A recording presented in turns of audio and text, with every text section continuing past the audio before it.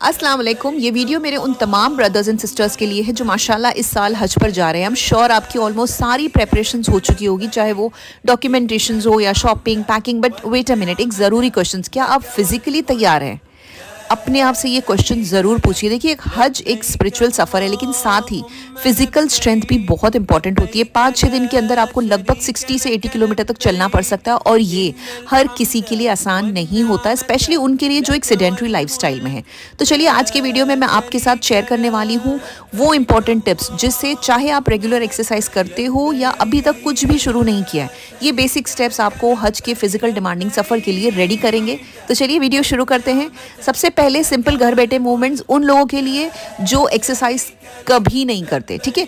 अगर आप regular walk नहीं करते तो अभी से रोजाना सिर्फ 15 से 20 मिनट ये मूवमेंट्स शुरू कर दें। सबसे पहले घर के अंदर ही स्पॉट वॉकिंग। इससे क्या फायदा होगा? ये आपके लेग्स और फीट मसल्स को एक्टिव करते हैं, ब्लड सर्कुलेशन इससे इंप्रूव होता है, और सेडेंट्री लाइफस्टाइल से निकलने का ये सबसे बेस्ट शुरुआत है। तो 5 से 10 मिनट वॉकिंग भी मेटाबॉलिज्म को बूस्ट करता है। हज में जब आपको तवाफ या सफ़ा मरवा में चलना पड़ता है तो ये लेग्स जो है आपके, अगर आप ये रोज़ करेंगे तो आपके लेग्स रेडी रहते हैं। सेकेंड एक्सरसाइज में बताऊंगी चेयर से उठना बैठना। ये 10 से 15 बार आप कर सकते हो। इससे क्या फायदा होगा? आपके थाइज और नीज के जो मसल्स है, आपके घुटने, ये जो है वो स्ट्रांग बनते हैं। बैलेंस और बॉडी कंट्रोल ये इंप्रूव होता है। तो वॉक करते वक्त थकन कम महसूस होगी। स्टेयर क्लाइंबिंग और जैम पैक क्राउड में मूवमेंट आसान होता है। हज के दौरान जब आपको रमी यानी जमरात के लिए ऊपर नीचे चलना पड़ता है तो ये एक्सरसाइज बहुत हेल्पफुल होती है। Then next exercise is wall push up. या आप 10 से 15 बार कर सकते हो। इससे क्या फ़ायदा होगा? इसमें आपके देखिए अपर बॉडी यूज़ हो रही है, जैसे आपके शोल्डर्स, आर्म, तो ये इसकी स्ट्रेंथ बढ़ाता है। इससे ये फ़ायदा हो जाता है कि बैगेज उठाते वक्त या जमजम कैरी करते वक्त स्ट्रेंथ जो है ये बहुत हेल्प करती है। Easy version of regular pushups है ये, स्पेशली फॉर माई एल्डर हाजीज़। तो मदीना या मिना में जब आपको खुद से अपना सामान संभालना हो तो ये स्ट्रेंथ बहुत यूज़फुल होती है। अब इसके अलावा एक और एक्सरसाइज अगर मैं आपके साथ शेयर करूं तो वो है leg raises and foot circles. इससे क्या होगा? आपके काफ मसल्स और एंकल मोबिलिटी इंप्रूव होती है। लॉन्ग वॉक के बाद क्रैम्स आते हैं और कई लोगों को सूजन आ जाती है, ये उससे बचाता है, क्योंकि इससे ब्लड फ्लो बढ़ता है। तो लॉन्ग वॉक के बाद जब हाजीज रेस्ट करते हैं तो ये एक्सरसाइज पेन और थकन से बचाती है। इसके अलावा बहुत इंपॉर्टेंट चीज़, स्टेयर्स का यूज़ करें अगर हो सके तो, क्योंकि इससे फ़ायदा ये होता है कि इससे आपकी कार्डियो हेल्थ इंप्रूव होती है, लेग्स और लंग्स दोनों की कैपेसिटी बढ़ती है। अगर हज के दौरान थकन से बचना है तो ये मूवमेंट्स आपकी फिजिकल स्ट्रेंथ बढ़ाती है। देखिए, जमरात की मल्टीपल स्टोरेज सेटअप में आपको स्टेयर्स चढ़ना पड़ता है या चढ़ान पे चढ़ना पड़ता है, तो ये डेली प्रैक्टिसेस जो है ये सारी चीज़ों में आपको हेल्प करेगी। तो ये सब ईजी एक्सरसाइज आपके जॉइंट, लेग और स्टैमिना को ग्रेजुअली तैयार करती है। अब आप ये मत सोचिए कि इतना कम टाइम है, इसमें क्या कुछ फ़ायदा हो जाएगा, बिल्कुल गलत। देखिए, हर एफर्ट, हर मिनट मैटर करता है, और सबसे अच्छी बात, ये एक्सरसाइज का रूटीन आपके मूड को भी इंस्टेंटली बेटर कर देगा। अब मैं अपने दूसरे सेगमेंट में उन हाजियों के लिए कुछ एक्सरसाइज बताऊंगी जो ऑलरेडी वॉक वगैरह करते हैं। तो अगर आप थोड़ी बहुत वॉक करते हैं तो अपना डिस्टेंस बढ़ाइए। रोज़ाना 3 से 5 किलोमीटर वॉक शुरू करें। हर 2 दिन में पेस थोड़ा फास्ट करें। एक दिन में एक बार मॉर्निंग वॉक कर लें, और अगर आपको लग रहा है कि आपके यहाँ का मौसम ठीक है तो आप मॉर्निंग एंड इवनिंग दोनों वॉक कर सकते हो। कंफर्टेबल वॉकिंग शूज़ पहनने की आदत डालें, ठीक है। अब ये हो गया एक्सरसाइज पार्ट। बहुत इंपॉर्टेंट एस्पेक्ट इस वीडियो का, डाइट एंड हाइड्रेशन। देखिए, एनर्जी बनाए रखने के लिए आपको डाइट की भी बहुत ज़्यादा इंपॉर्टेंट ज़रूरत है।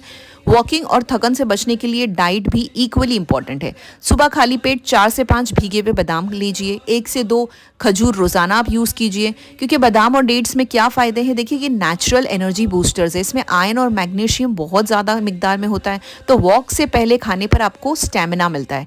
अच्छा, सीजनल फ्रूट जैसे बनाना हो गया, पपैया हो गया, वाटरमेलन हो गया, इन सब का भी आप यूज़ कीजिए। देखिए, बनाना में नेचुरल एनर्जी बूस्टर है, ठीक है ना। ये फटीग कम करता है। इसमें पोटेशियम होता है जो मसल क्रैम्प से बचाता है, स्पेशली जब हाजी ज़्यादा वॉक करते हैं। पपाया की अगर मैं बात करूं तो डाइजेशन के लिए एक्सीलेंट सोर्स है। हज के दौरान इरेगुलर फूड टाइमिंग्स की वजह से डाइजेशन डिस्टर्ब होता है, तो पपाया उसे बैलेंस करता है। वाटरमेलन में भी सेम, ये हाइड्रेशन फ्रूट है, गर्मी में बॉडी को ठंडा रखता है और हीट स्ट्रोक से प्रोटेक्ट करता है। इसके अलावा अगर आपको अपनी डाइट में क्या इंक्लूड करना है तो एग, मीट और दाल, ये सब डेली प्रोटीन के लिए, क्योंकि ये हाजियों के लिए बहुत ज़्यादा बेनिफिट होता है। अगर आप एग, मीट या दाल, ये सब हाई प्रोटीन सोर्स हैं, तो ये सारी चीज़ें आपकी मसल रिकवरी के लिए ज़रूरी है।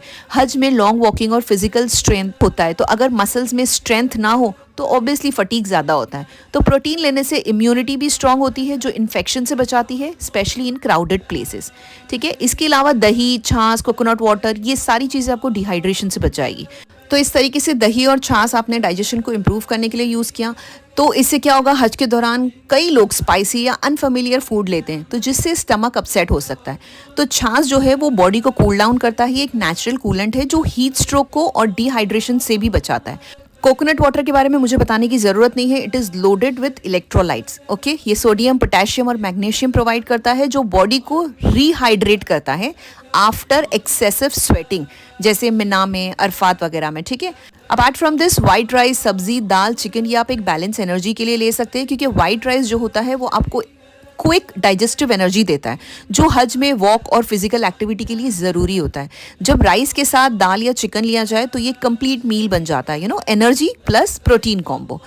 डाइजेस्टिव फ्रेंडली भी है और हैवी फीलिंग नहीं होती है, इसीलिए क्राउड मूवमेंट और इबादत के दौरान ये डिस्कम्फर्ट नहीं देता है। वाटर इनटेक बहुत ज़्यादा इंपॉर्टेंट पार्ट है। देखिए, रोज़ाना 2.5 से 3 लीटर पानी ज़रूर पिए, स्पेशली अगर आप सऊदी के गर्म मौसम में अपने आप को अडेप्ट करवाना चाहते हैं। तो ये फूड ऑप्शंस जो है ये घर से हज से पहले ही आप प्रैक्टिस करना शुरू कर दें, ताकि बॉडी इन फूड आइटम्स को इजीली एक्सेप्ट करे। सिंपल, होलसम और हाइड्रेटिंग डाइट आपके स्टैमिना के साथ साथ मेंटली भी आपको अलर्ट रखती है। अब हम बढ़ते हैं नेक्स्ट सेगमेंट में, जिसमें मैं आपको बताऊंगी विटामिन जो ज़रूरी है, स्पेशली अगर थकन महसूस होती है।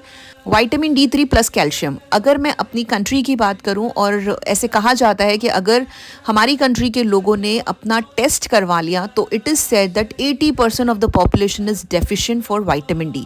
तो ये बहुत ज़्यादा इंपॉर्टेंट है। अगर आप हज पे जाने से पहले अपना विटामिन D लेवल और कैल्शियम लेवल चेक करवा लेते हैं, नथिंग लाइक इट, क्योंकि इससे आपको पता चल जाएगा कि अगर आप डेफिशिएंट हैं तो आप इसके विटामिन लेना स्टार्ट कर दीजिए। ये जॉइंट और लेग पेन के लिए बहुत हेल्पफुल होता है।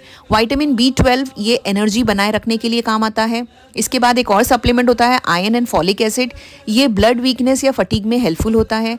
तो ये सारे टेस्ट अगर आप एक सर्टिफाइड डॉक्टर के थ्रू जाके चेकअप करवा के अगर आप में ये डेफिशिएंसीज है तो आप प्लीज़ ये विटामिन लेना स्टार्ट कर दें अपनी जर्नी से पहले। ठीक है, ORS या ग्लूकोज पाउडर की मैं बात करूंगी, क्योंकि लॉन्ग वॉक के बाद फास्ट रिकवरी में ये दोनों चीज़ें बहुत हेल्प करती है। अगर खाना प्रॉपर नहीं हो रहा है तो एक गुड मल्टीविटामिन भी आप ले सकते हैं, लेकिन अपने डॉक्टर से ज़रूर आप इसके बारे में कंसल्ट कर लीजिए। तो ये सारी चीज़ें जो है आपका ये ओवरऑल स्टैमिना बढ़ाएगा, वीकनेस और फटीग से बचाता है। ठीक है, लाइफस्टाइल एडजस्टमेंट के बारे में अगर मैं आपको बात करूं तो हैवी खाना और डीप फ्राइड आइटम से थोड़ा अपनी हज जर्नी शुरू होने से पहले बचिए। रात का डिनर लाइट रखें, रोज़ाना हल्की सी स्ट्रेचिंग सुबह या नमाज के बाद, ये जो मैंने आपको एक्सरसाइज बताई आप वो कर लें। वॉक के तुरंत बाद पानी या नींबू पानी ज़रूर लें, बिकॉज ये एनर्जी को रीस्टोर करता है। तो my dear brothers and sisters, चाहे आप रेगुलर वॉक करते हो या अभी तक कुछ भी शुरू नहीं किया है, ये सिंपल स्टेप्स आपके हज के फिजिकली डिमांडिंग सफ़र के लिए आपको रेडी करेंगे। और याद रखिए, हज में सबसे ज़रूरी चीज़ क्या है? नियत, सब्र और जज्बा। लेकिन बॉडी को तैयार करना भी एक जिम्मेदारी है हमारी, ताकि आप अरकान जो है वो आसानी से कर सके, आपकी इबादतों में कोई तरीके की डिस्टर्बेंस ना आए, और अल्लाह आपके सफ़र को आसान करे, मकबूल करे। और दुआओं में ज़रूर याद रखिए। अगर आपको ये गाइड हेल्पफुल लगी हो तो वीडियो को लाइक करें, शेयर करें और चैनल को सब्सक्राइब करना मत भूलिए। मिलते हैं इसी तरीके की लेटेस्ट अपडेट के साथ। Till then, take care and अस्सलाम वालेकुम।